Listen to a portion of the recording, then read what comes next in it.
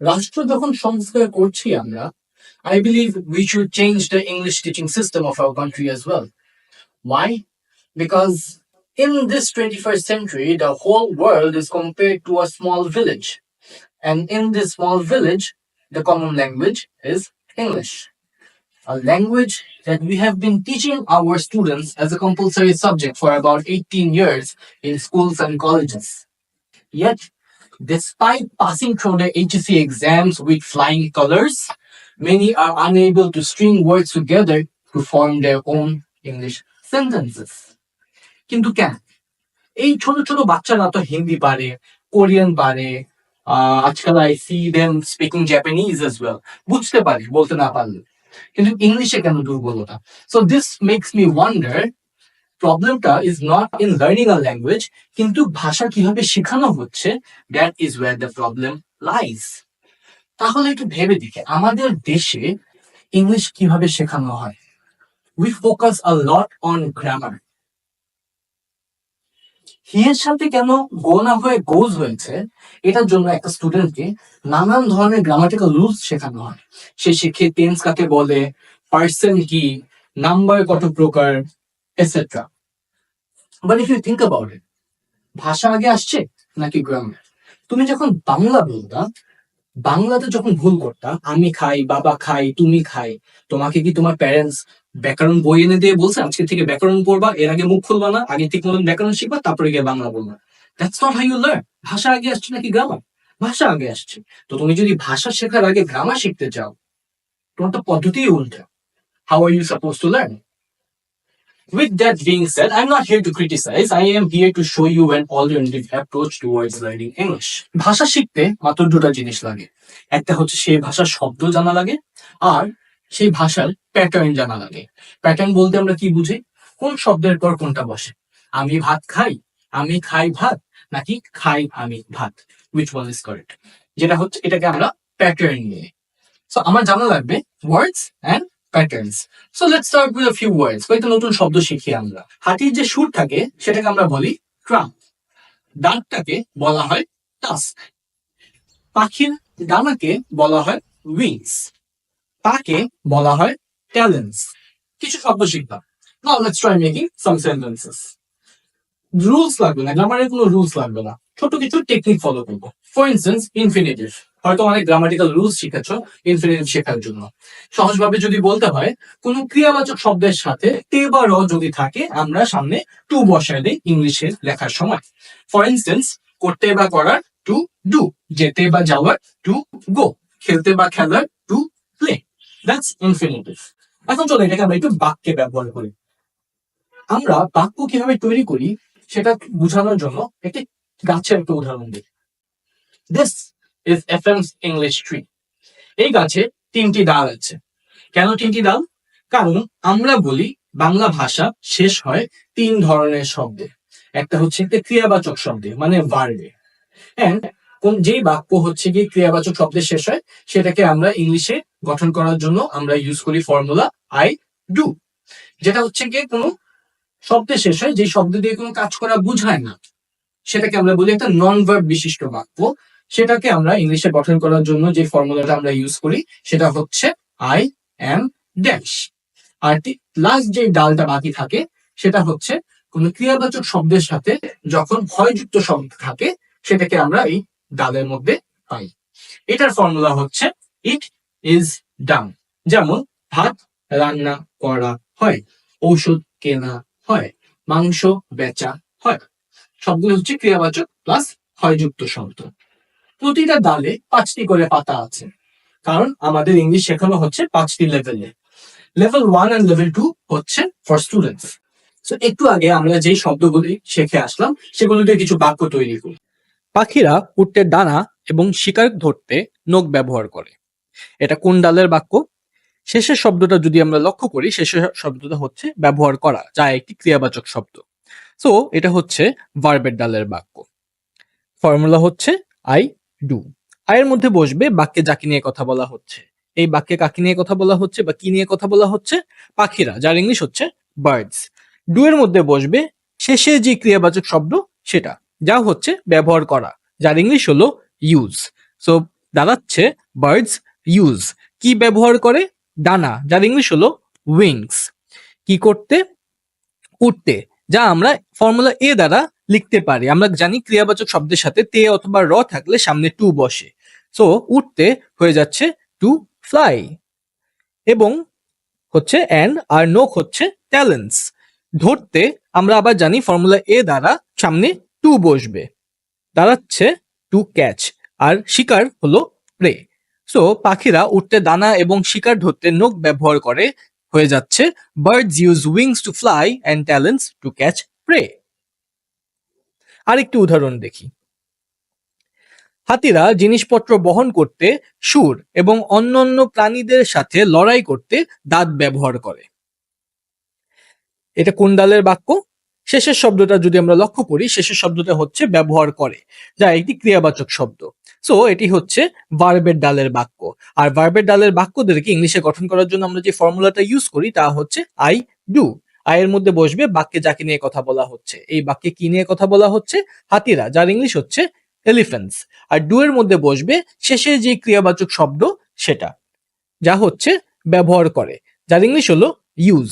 So দাঁড়াচ্ছে elephants use, কি ব্যবহার করে? সুর ব্যবহার করে, যার ইংলিশ হলো আমরা একটু আগে শিখে আসছি ট্রাঙ্কস। কি করতে? জিনিসপত্র বহন করতে। আমরা জানি কোনো ক্রিয়াবাচক শব্দের সাথে তে অথবা র থাকলে সামনে টু বসে, ফর্মুলা এ থেকে আমরা শিখে আসলাম একটু আগে। সো জিনিসপত্র বহন করতে দাঁড়াচ্ছে টু ক্যারি অবজেক্টস। আর বাকি থাকে এবং দাঁত, যার ইংলিশ হলো অ্যান্ড টাস্ক। কি দিয়ে? দাঁত দিয়ে কি করে? লড়াই করে। লড়াই করা ইংলিশ হচ্ছে টু ফাইট, যা আমরা ফর্মুলা এ দ্বারা শিখতে পারি। কাদের সাথে লড়াই করতে? অন্যান্য প্রাণীদের সাথে, যার ইংলিশ হলো আদার অ্যানিমালস। সো হাতিরা জিনিসপত্র বহন করতে, সুর এবং অন্যান্য প্রাণীদের সাথে লড়াই করতে দাঁত ব্যবহার করে। দাঁড়াচ্ছে elephants use trunks to carry objects and task to fight other animals. একটি প্রশ্ন থাকতে পারে যে আমরা এস বা ইএস কখন ক্রিয়াবাচক শব্দের পর ব্যবহার করি। এটার জন্য তোমরা ছোটবেলা থেকে একটি রুলস মুখস্থ করে আসো। Third person singular number present indefinite টেন্সের পর ভার্বের শেষে এস বা ইএস যোগ করতে হয়। বিশাল বড় একটা rule, but what's the point? ঠিকই বড় হয়ে লেখো হি গো, হি ডু। আমরা শিখে লাভটা কি হবে? একটা ছোট টেকনিক শিখ। ইংলিশে আমরা বলি দুটো ফ্যামিলি আছে। কয়টা ফ্যামিলি? দুটো ফ্যামিলি। একটা হচ্ছে ফ্যামিলি এ, আর একটা হচ্ছে ফ্যামিলি বি। ফ্যামিলি এ তে হচ্ছে 6 জন সদস্য। কে কে?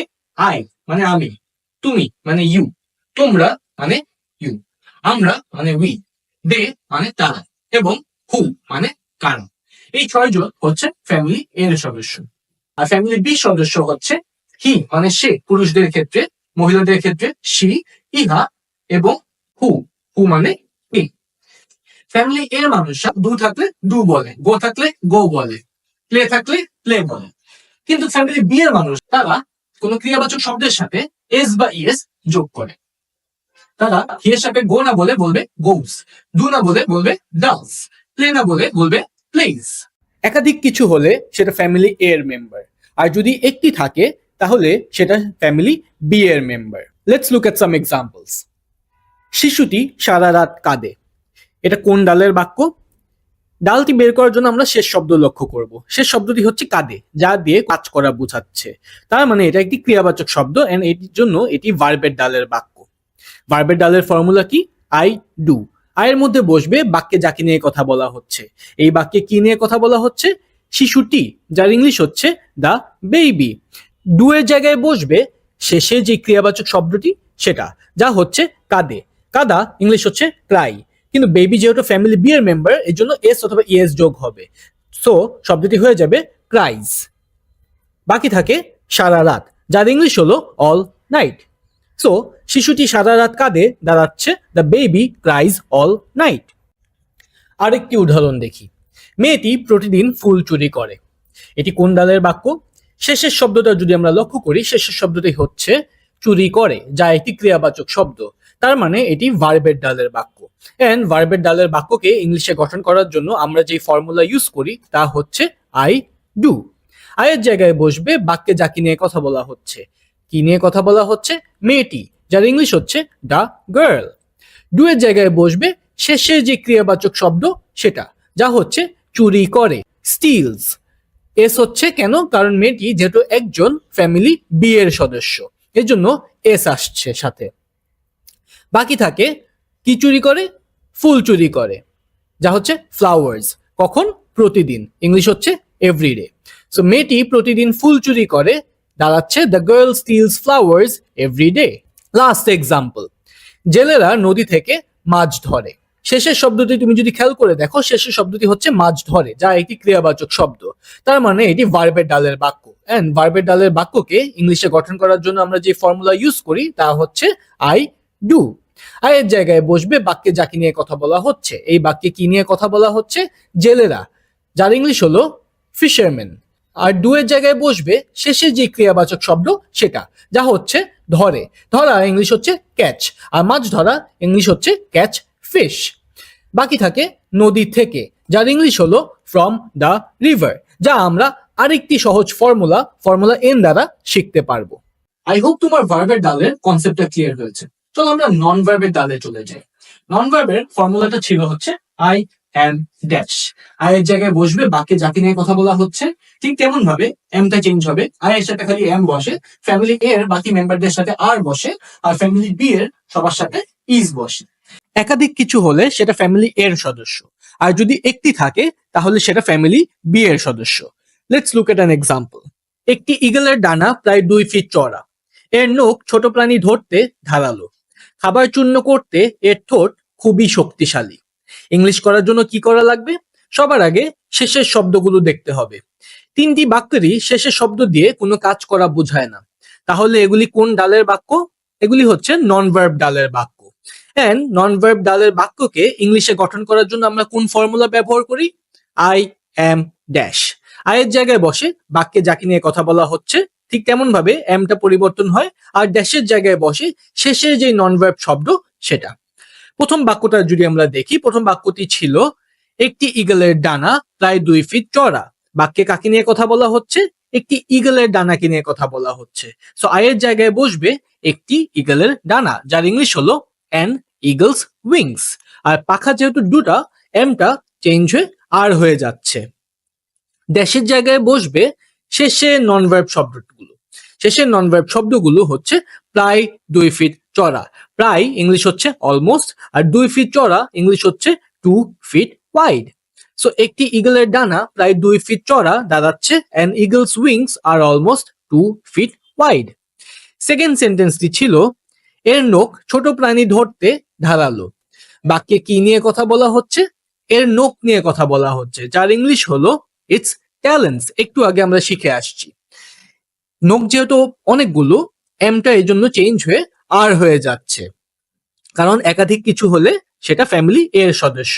আর ড্যাশের জায়গায় বসবে শেষে যে নন ভার্ব শব্দ সেটা, যা ছিল ধারালো, যার ইংলিশ হলো শার্প। বাকি থাকে ছোট প্রাণী ধরতে। আমরা জানি কোনো ক্রিয়াবাচক শব্দের সাথে তে অথবা র থাকলে আমরা ফ্যামিলি এ ইউজ করি, যেখানটাতে আমরা সামনে টু বসাই দিই। তো ধরতে হয়ে যাচ্ছে টু ক্যাচ, আর ছোট প্রাণী হলো স্মল অ্যানিমালস।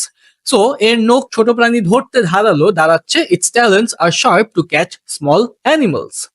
লাস্ট সেন্টেন্সটি ছিল খাবার চূর্ণ করতে এর ঠোঁট খুবই শক্তিশালী। বাকি কি নিয়ে কথা বলা হচ্ছে? এর ঠোঁট। সো আয়ের জায়গায় বসবে এর ঠোঁট, যার ইংলিশ হলো ইটস বিগস। পাখির ঠোঁটকে বিগস বলা হয়। এমটা এই জন্য চেঞ্জ হয়ে আর হয়ে যাবে, কারণ ঠোঁটটা দুটা, একাধিক কিছু হলে ফ্যামিলি এর সদস্য, আর ফ্যামিলি এ আর বলে। ড্যাশের জায়গায় বসবে শেষে যে নন ভার্ব শব্দ সেটা, যা হচ্ছে খুবই শক্তিশালী, যা হলো ভেরি স্ট্রং। বাকি থাকে খাবার চূর্ণ করতে। ফর্মুলা এ দ্বারা আমরা জানি কোনো ক্রিয়াবাচক শব্দের সাথে তে অথবা র থাকলে সামনে টু বসে। চূর্ণ করা ইংলিশ হচ্ছে ক্রাশ, আর চূর্ণ করতে হচ্ছে টু ক্রাশ। খাবার হচ্ছে ফুড, সো খাবার চূর্ণ করতে হচ্ছে টু ক্রাশ ফুড। খাবার চূর্ণ করতে এর ঠোঁট খুবই শক্তিশালী দাঁড়াচ্ছে its beaks are very strong to crush food. বেশ বড় কিছু সেন্টেন্সেস করলাম আমরা। কি জানা দরকার ছিল? শেষের শব্দটা এন্ড তারপরে ফর্মুলার মধ্যে ফেলে দেওয়া। ফর্মুলাতে কি ছিল? নন ভার্বের আই এম ড্যাশ। আমি যদি বলি আমি খুশি, আই এম হ্যাপি। আমি যদি বলি আমি সাহায্য করতে খুশি, আই এম হ্যাপি। সাহায্য করতে তেবারও আছে টু, সাহায্য করতে মানে টু হেল্প। বাক্যটা আমি যত বড় করব আমার সেন্টেন্সের গ্রেড লেভেল তত করে বাড়বে। আই এম হ্যাপি হচ্ছে ক্ষুদ্রতম একটি সেন্টেন্স, এটাকে আমরা বলি গ্রেড 0। একটা একটা করে যখন ফর্মুলা অ্যাড হয়ে সেন্টেন্সটি বড় হয়ে যাচ্ছে, আমরা তখন বুঝতে পারি একটি স্টুডেন্টের ইংলিশের দক্ষতা কত বেশি। আমরা যদি এক এক প্রেক্ষাপটে কথা বলি, আমাদের বাক্য ধরনগুলিও চেঞ্জ হয়।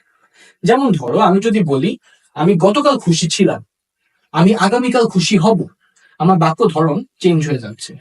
ইংলিশেও একই জিনিসটা হয়। এই জিনিসটা বোঝার জন্য চলো আমরা পাতার ভিতরে চলে যাই। এটা হলো লেভেল 1 এর পাতা। এই পাতার শিরাটি লেভেল 1 কে ধারণ করেছে। এর 6টি উপশিরা লেসন 2A, 3A এবং লেসন 4 এর 6 ধরনের বাংলা বাক্যকে ধারণ করেছে। লেভেল 1-এ আমরা শিখতে পারি আমি খুশি, আমি খুশি ছিলাম, আমি খুশি হব, আমি খুশি হয়েছি, আমি খুশি হচ্ছি, আমি খুশি হচ্ছিলাম। আমরা এই 6টি ধরনের বাক্য যখন আমরা গঠন করতে শিখবো, আমরা 6 ধরনের টেন্স শিখে ফেলতেছি, কোনো রুলস না শিখে। কি করতে হবে? জাস্ট আমার ফর্মুলা গুলি জানতে হবে। আমি ড্যাশ, আই এম ড্যাশ, আমি ড্যাশ ছিলাম, আই ওয়াজ ড্যাশ, আমি ড্যাশ হব, আই উইল বি ড্যাশ, আমি ড্যাশ হয়েছি, আই হ্যাভ বিন ড্যাশ, আমি ড্যাশ হচ্ছি, আই এম বিং ড্যাশ, আমি ড্যাশ হচ্ছিলাম, আই ওয়াজ বিং ড্যাশ। এই ছোট ছোট ফর্মুলা গুলো দিয়ে তুমি নানান ধরনের ইংলিশ সেন্টেন্স গঠন করতে পারো। কি করতে হবে? সিম্পলি পাজলের মতন কোনখানে কোনটা বসানো দরকার বসালেই হবে। আচ্ছা, তুমি কি খালি বাক্য গঠন করবা নাকি মাঝে মধ্যে প্রশ্ন করতেও শিখবা? প্রশ্ন কয় ধরনের বলো তো দেখি। একটা হচ্ছে যেটা তুমি মাথা নাড়ায় উত্তর দিতে পারো না। তুমি কি গ্রামার শিখো? তুমি কি এফএ ইংলিশ শিখো? তুমি কখন ইংলিশ শিখো? এটা কি তুমি মাথা নাড়ায় উত্তর দিতে পারো না। লাস্টেরটা ছিল একটি WH কোয়েশ্চেন, প্রথম দুটো ছিল ইয়েস নো টাইপের কোয়েশ্চেন। সিম্পল ভাষায় যদি বলতে হবে। চল প্রশ্ন বানানো শিখতে আমরা লেসন 4-এ চলে যাই, যেটা ছিল ভার্ব প্লাস হয় এর ডালটা। ফর্মুলাটা ছিল ইট ইজ ডান। আমরা যদি এটাকে প্রশ্ন করতে চাই, সিম্পলি ফর্মুলাটাকে উল্টায় দিলে হয়ে যাবে ইজ ইট ডান, যেটা দ্বারা আমরা যে কোনো হ্যাবোধক প্রশ্ন করতে পারি। আর যদি WH কোয়েশ্চেন করতে হয়, সেই ক্ষেত্রে ইজ ইট ডানের আগে WH বসালেই হয়ে যাবে। WH বলতে আমরা কি বুঝি? WH বলতে আমরা WH কোয়েশ্চেন্স গুলিকে বুঝি, যেমন what, why, which, how, when, where, etcetera. Let's look at some examples. চা তৈরি করা হয়, শেষ শব্দ হচ্ছে ক্রিয়াবাচকের পর হয় জাতীয় শব্দ। সো এটা আমরা লেসন 4 এর ইট ইজ ডান দিয়ে ইংলিশে গঠন করতে পারবো। ইটের জায়গায় বসবে বাক্যে যা নিয়ে কথা বলা হচ্ছে। এই বাক্যে কি নিয়ে কথা বলা হচ্ছে? চা, যার ইংলিশ হচ্ছে টি। ইজটা ইজি থাকবে। আর ডানের জায়গায় বসবে শেষে যেই ক্রিয়াবাচক শব্দ, সেটার ডান রূপ, যা ছিল তৈরি করা, যার ইংলিশ হলো প্রিপেয়ার, আর ডান রূপ হলো প্রিপেয়ার্ড। সো চা তৈরি করা হয়, দাঁড়াচ্ছে টি ইজ প্রিপেয়ার্ড। আমরা যদি হ্যাঁ বোধক প্রশ্ন করতে চাই, তাহলে প্রশ্নটা দাঁড়ায় চা কি তৈরি করা হয়, যার ফর্মুলা হলো ইট ইজ ডানকে উল্টায় দিলে হয় ইজ ইট ডান। সো সেন্টেন্সটি দাঁড়াচ্ছে ইজ টি প্রিপেয়ার্ড। যদি আমরা WH কোয়েশ্চেন করতে যাই, সামনে WH শব্দটা বসালেই হবে। যেমন ধরো, যদি আমরা জিজ্ঞেস করি চা কখন তৈরি করা হয়, সো WH শব্দটা হলো কখন, যার ইংলিশ হলো ওয়েন।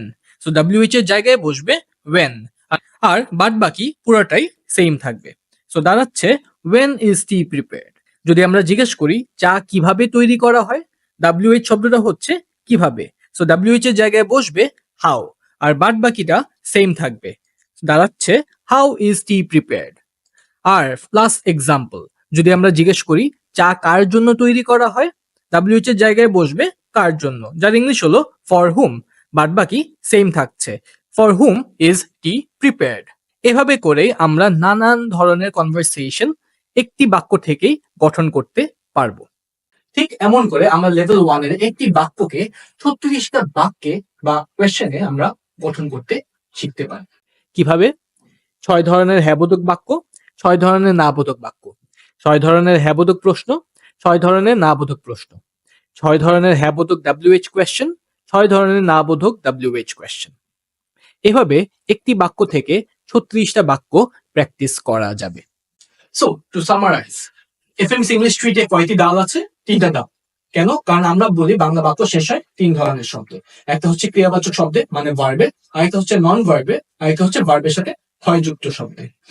কয়টি করে পাতা আছে? প্রতিটি ডালে 5টি করে পাতা। আমরা এই ভিডিওতে কয় নাম্বার পাতা নিয়ে ডিসকাস করলাম? প্রথম পাতা নিয়ে। প্রথম পাতায় কয়টি করে উপশিরা? 6টি করে উপশিরা। একটি করে সেন্টেন্স থেকে তাহলে আমরা কয়টি করে সেন্টেন্স বানাতে শিখতে পারি? আমরা লিস্ট একটি সেন্টেন্স থেকে 36টা করে সেন্টেন্স বানাতে শিখতে পারি। আর সেন্টেন্সকে বড় করার জন্য, মোটা তাজা করার জন্য আমরা লেভেল 1 এর ফর্মুলা ইউজ করতে পারি। বিয়ে বাড়ির সামনে দিয়ে গেলে গ্রান পাওয়া যায়, খাবার টেস্ট করা যায় না আনলেস ইউ ইনভাইটেড। ঠিক তেমন ভাবে এই ভিডিওটা ছিল একটি short summary of our concept. যদি কেউ বলে যে তুমি গ্রামার ছাড়া ইংলিশ শিখতে পারবে না, ওয়েল, যেই কৃষক কখনো ট্র্যাক্টর দেখেন নাই অথবা যার ট্র্যাক্টরের ব্যাপারে কোনো আইডিয়া নেই, তার কাছে Manna Damodar technique is the only way. English শেখা is actually very easy, only if you have the right methodology. আশা করি এই ভিডিও দেখে তোমার ইংলিশ শেখার ধ্যান ধারণা একটু বদলে গেছে। আর তোমার যদি বিস্তারিত জানার ইচ্ছা থাকে বা আমাদের কোনো কোর্সে এনরোল করার ইচ্ছা থাকে, call the number 017-300-50-200. Until next time, আসসালামু আলাইকুম।